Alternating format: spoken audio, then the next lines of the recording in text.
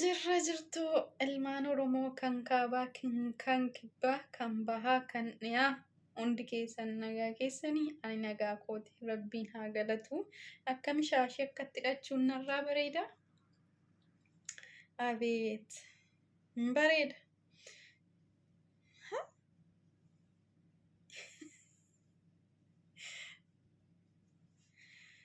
Ashi jirra jirtuu nagaa keessanii badiggaame alaamanni sa'aa namni maatiin waatiin hundumtuu nagaa ana bira nagaadha galata rabbii. Ani obboleettiin keessan nagaa kootii nagaan koollee irraa haadha. Rabbi isa nagaa naa kenneef galanni haa ta'u. Galanni ulfinni dachaa isaaf haa baay'atu siniin jedha.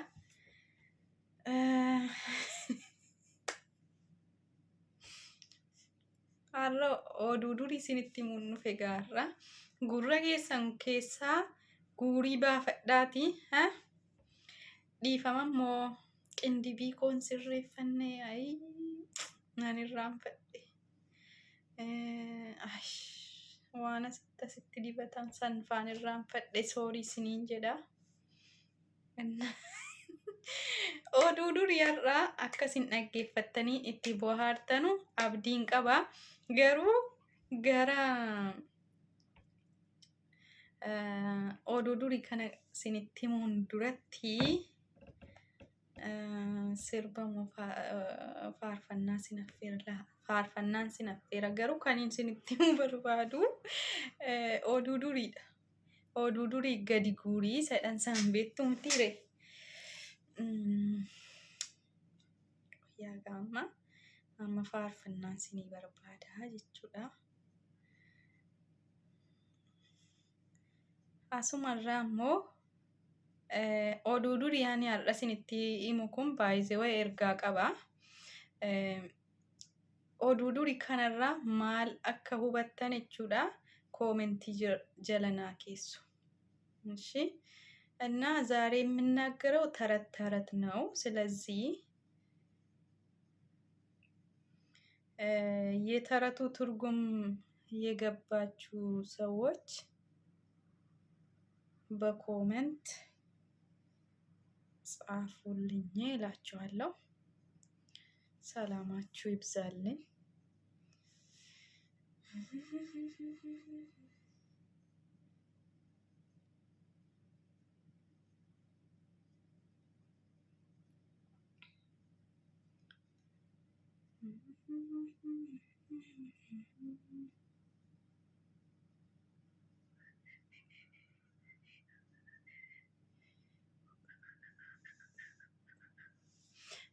Achumaan immoo shaashii hidhachuun narraa shaashii kan akka kanatti hidhachuun narraa bareeda moo hin bareedu kanas koomentii jalatti naa barreessaa please. Subscribe naa godhaa yuutuubii koo ijoollee Oromoo please. Sabni gara biraa koo dhugaa rabbii wal jabeessaa wal guddisaa keenyoo otoodhuma ta'ee hidhee ilaalee bira darba malee laayikii illeen tuqu. Koomentii illeen kennu sabskraayibii illeen tuqu. Garuu wanni isinirraa hir'atu hin jiru. Maallaqatti hin kaffaltanii qubattiuma kanaan xaqqi gochuudhuma kun koo maa naman gaafatu. Yoo waan tola namaaf gootan rabbillee tola isiniif godha jechuudha. Kanaafiyyuu please follow naa godhaa. Subscribe naa godhaa. Subscribe naa tuqaa jechuu kootila godhaa jechuun wanna biraatti namoonni hiikkatan waan jijjiiranuufi godhaa jechuun hiika biraa qaba. Naa tuqi jedhama malee naa godhin jedhamu shame. Innaa isa dubartiin naa godhii akkas naa godhi jechuun sheemiidha waan ta'eef naa tuqii jedhaashi naa tuqidha. Koomentiin irratti maali TikTok irratti qanii tokko follow naa godhii jedhee nama ta'etti hime jennaani. እንዴ ሴት ልጅ ከአፍ አውጥታ ናጎዲ ይባላል እንዴ ምናምን አለኝና ኦኬ ከዛ ምን ይባላል ታዲያ ስለው ቱቂ ነው አለኝ። ከዛ ና ጡቃ ስኒን ጀችuu barbaada ሰብስክራይbii fi laayikii naa tuqaa yeroo ሰብስክራይብ gootan immoo mallattoo akka bilbilaa sana ammas irra deebitanii xuquudhaan ol kan jedhu sana irratti godhaa. Kanaafiyyuu viidiyoo kana immoo otoo daqiiqaa 3-4 booda otoo hin dhaggeeffatiin ሰብስክራይቢን godhina. Sababni isaa ሰብስክራይቢin namarraa kaasa. Laayikii illee aadee gochuu ni dandeessu. Garuu ሰብስክራይbii kan gootan erga himtan erga dhaggeeffattanii fixxanii yoo amma macarrashaatti yoo dhaggeeffattan okay malkaam ነው. Garuu immoo sinsalacha'uu danda'a. Wannin immoo daqiiqaa dheeraa immoo wanni naasa'uu fi viidiyoo daqiiqaa dheeraa wanni waraabuuf sa'aatiin akkanaa guutuufidha. Sa'aatii 4,000 guuttachuun dirqamadha akka seera yuutuubii keessatti jechuudha. Sanaafidha siniin jedha. Amma walumaa galatti gara oduu duriittiin isin dabarsa. Yookiin immoo dura faarfannaa tokko sin gaabbazeetin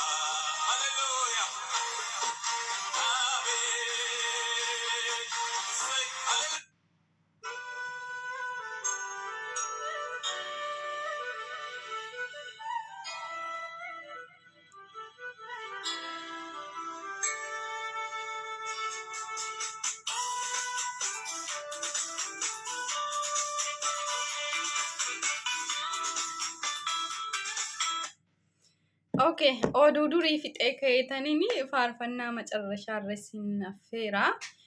Oduu duriin koo maal jedhan sinitti fakkaate. Nama lamatu turanii namni lamaan kun jaalalleef jaalallee jechuudha. Wal jaallatu garuu kan shamarri sun kan ishiin jaallattu yookiin jaalallee ishii maallaqa hin qabu wanna ittiin ishii fuudhu dhabee jechuudha. Otoo manni wanna ittiin ishii fuudhu dhabee taa'uutu garuu hin jaallataa wal jaallatu jechuudha. Sana booddee ammaaraciin jiru nama biraatti heerumuu ta'ee jechuudha.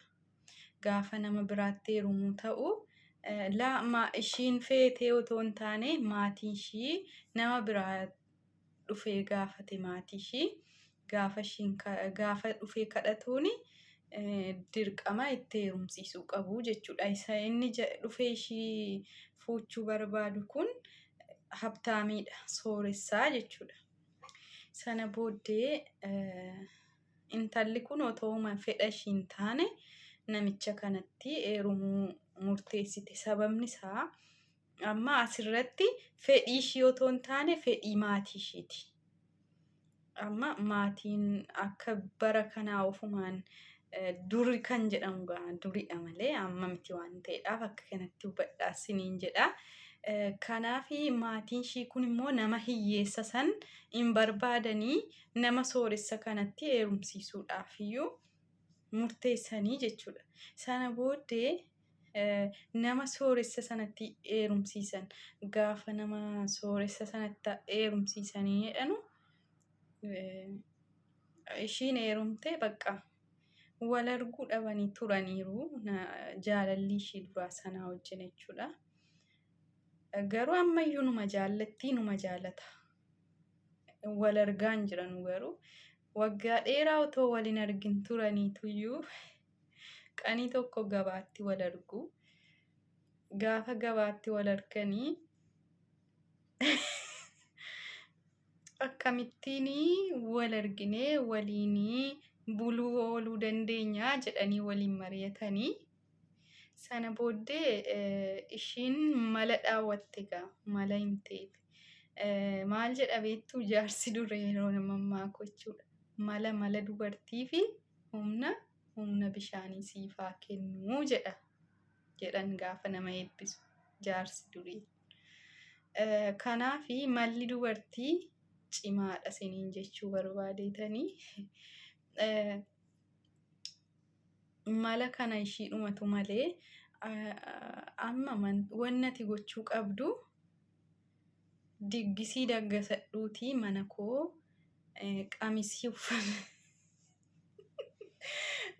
qamisii uffadhuutii dubartii fakkaadhu shaashii hidhadhuutii mana koo kottuwaan immoo obboleettii kootuyyuu biyya biraatii dhuftee jedheetaniin si keessummeessaa jettee mana ishiitti waamti. Namtichis akkuma ishiin jette san godheetu biddeena waxii maal fudhateetu shaashii hidhatee dubartii fakkaatee qamisii uffatee mana ishii deemaa jechuudha. Mana ishii deemee sana booddee namtichaani abbaa manaa ishiitiin jechuudha obboleettii kootu biyya biraatii dhufe jettee wal barsiistee gammachuudhumaan simattee jechuudha. Sana booddee gaafa simattee jettu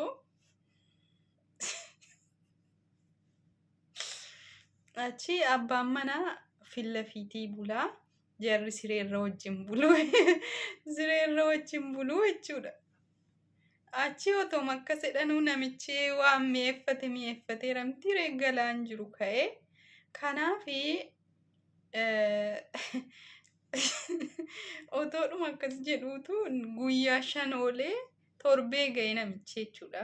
Inuma bira bulaa ishiin obboleettii kooti jetti himtiire namtichi dhuguma se'ee itti amanee deema. Gaafa booddee kana yaa'u namichi haadha manaa isaa bira buluu barbaadeera. Garuu immoo akka bira buluu haalli itti hin mijanne jechuudha. Sanaaf bira bulee jechuudha. Wal bira bubbulanii guyyaa torbeen sun ga'ee jechuudha. Torbeen gabaa sun gaafa ga'u ishiin obboleettii ishii san manatti dhiisteetu gabaa deemtee jechuudha. Gaafa ishiin gabaa deemtu namtichi suusa'eera gaa. Namtichi suusii qaba. Sanaan booda guyyaa torbee ga'eera gaa otoo haadha manaasaa faana waliin argin torbee ga'eera waan ta'eef san booda uroo gatee duddarra kaa'ateetuyyuu inni dubartii fakkaatee dhufe sun bishaan deema gaa obboleettii ishiitiin tiire. Gaafa bishaan deemu namtichi inni abbaan manaa ishii kana immoo duuka bu'ee qabatee jechuudha laga bishaanitti. Gaafa duuka bu'ee qabatu ishiin dhiiradha. Inni isheen obboleettii kooti jette sun dhiiradha. Haadha manaan koo akkatti natti taphattee jedhee dullaa isaa gateetti irra kaa'atee gabaadhaa yeroo isheen dhuftu san reebuuf gaa. Tumuuf eeggataaraa jechuudha. Akka malee aaree jechuudha. Akka malee aaree. San booda gaafuma achiin gamaanas baatee inni karaatti itti dhaqeera. Abbaan manaan kee akkas na godhe jennaan akkas itti hirkaa badeen dhufee mala dhaattu malee mana hin galinii si ajjeesaa jedhaan karaatti itti dhaqe. Ishiinis mala kana dhaawwatteetu dhuftee jedhama. Innaa mala kana dhaawwattee gaafa ishiin dhuftu gaafa tumuuf jedhu achumaan as baate yaa abbaa manaa koo baguma har'a mana naaf ooltani malee wanti shamarran taate har'a dhiira taatee dhumte wanti dhiira taate immoo har'a shamarran taatee dhumte wayyoo baga mana naa ooltan malee silaa dubartii na jalaa taataniittu dhiirri dubartii ta'ee dhumee dubartiin dhiira taatee dhumte abbaa manaa koo baguma mana naa ooltanii har'a baga gabaaftanii jettee jedhama galatoomaa.